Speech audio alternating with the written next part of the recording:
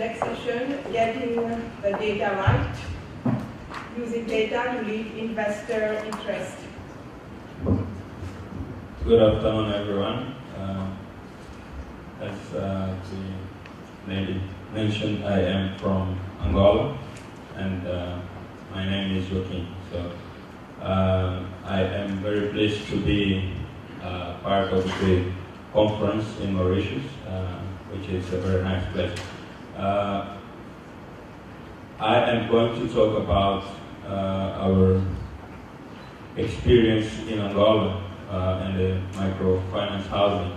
I personally manage the only operating Angolan microfinance institution, and our background, where did we come from, and our exposure to the housing experiment, affordable housing experience.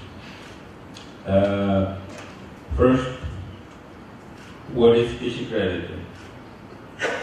KixiCredito is a non-bank financial institution, microfinance, which was started as an NGO project by Development Workshop, and it was started back in the 90s. And why was it started? It was started during the wartime. As you probably know, Angola was heavily affected by an internal conflict, and as a result, we had numerous problems. One of them was numerous number of people moving for safeness to big cities. So, and Luanda was one of the safest places people were looking for. So,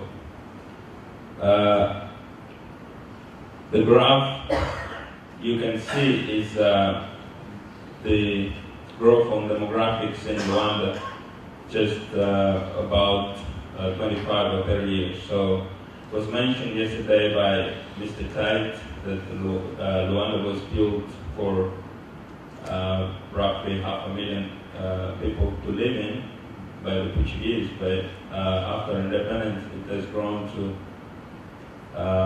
very rapid to now more than 5 million. In fact, it's believed that there are 8 million people living in Luanda. But the official count is coming next year, but we're going to have a census in May next year. So in the 90s, we had people moving from war-affected areas going to safe places, and Luanda was one of them. And we had these huge camps hosting people. They were called internal displaced people and not refugees. So the internal displaced people, and there was an iconic word or acronym, IDPs, were gathered in big camps, and they were living on aid. So everything was given to people, from water to food and medicine. Of course, what was happening is that the aid was free and it was not always available. So, and the IDPs were mainly made of women and children. And I think by 95, 96, there was an estimation of over 4 million IDPs living in camps. So what happened is that these people were starting to look for options, or survival options, in the big cities. So they were looking for opportunities to insert themselves in the cities, and they were going out of camps and looking for survival options. And we still have some of the big informal markets, and so the easiest way for people to integrate the big cities was to start something, activities, and that was basically trade, buy and sell. And one development workshop made the research on the camps, and one of the main challenges of these people to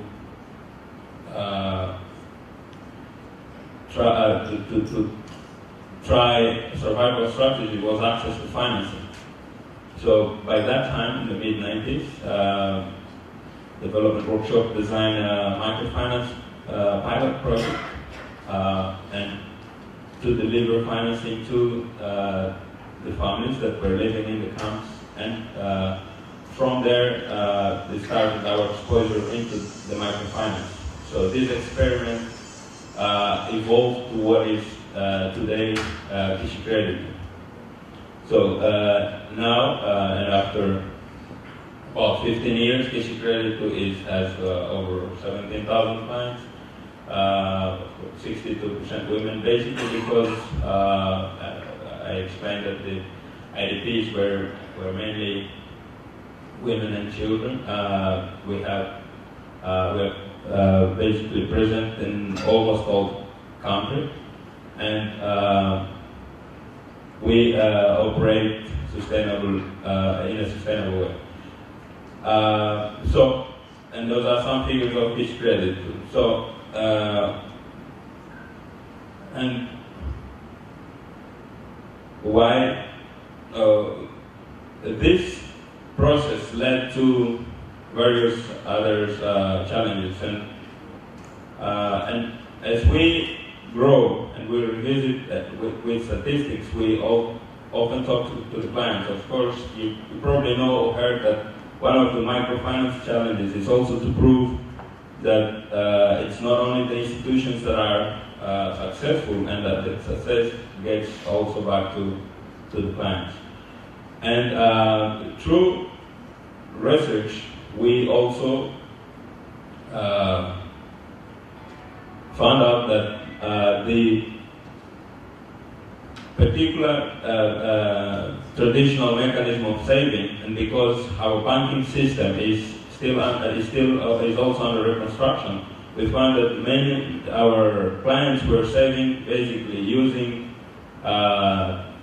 money to either improve or construct homes. So this research result led us to our first microfinance housing product that we piloted back in 2006. Of course,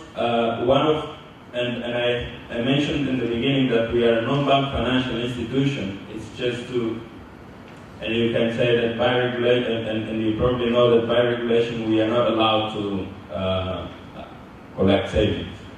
So our traditional way of funding is through commercial loans, banks, or microfinance investment vehicles.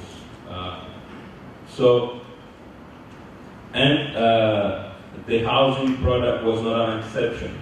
So, and we roll over a small pilot micro housing loan product, building to a developer and a real estate company called Habitel, plus KixiCredito, which is going to be the finance part, and Habitat, which is the company providing construction material. Our aim is to build over the next 3 years 1,000 affordable housing units.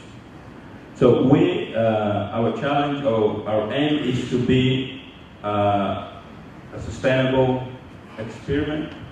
Of course, you have heard over the last 2 years and in this morning, essentially, that there is a big public investment in the housing market in Angola, and it was stressed by everyone, including the Chinese delegation. There is a government commitment to build 1 million units. It's already late because the commitment was made in 2008 and it was to be completed by 2012. I think the government hasn't built 1 million units. But the problem is that this well, million units hasn't been done, but this, most of the efforts existing in the market are public or government-led initiatives, and they are very inefficient, or very late, inefficient, and heavily subsidized. We want, through our experience, to be the first private initiative designed to be sustainable and not looking specifically, at least at the beginning, to the government subsidies. We are convinced that if we make a scale and if we are successful, we will eventually attract the interest of the government. But we are challenging the government experience through the old method. It's possible to deliver cheaper units. I can give you an example that the mega and magnificent city that was built by the Chinese investment. The houses are costing over selling each unit at over $120,000. Of course, there was a outcry in the market, and the government has to subsidize the homes, and now they were decreased to $70,000 a unit, which is massively expensive, and we are targeting houses that are at least 3 times cheaper than those units that the government is offering. And our first ambition, of course, is to roll over these 1,000 units, affordable price, and to the untapped market. We think that most of the investment going in the housing is addressed to the rich or medium, high end of the market. And if we are successful in the first 1,000 units, we think that we can create interest of the market, and others will probably do. When there was this call for 1 million units by the president of the country, there were a lot of excitement in the market, and a lot of construction companies were put in place to do the work. But what they were looking actually was for the government to subsidize the construction.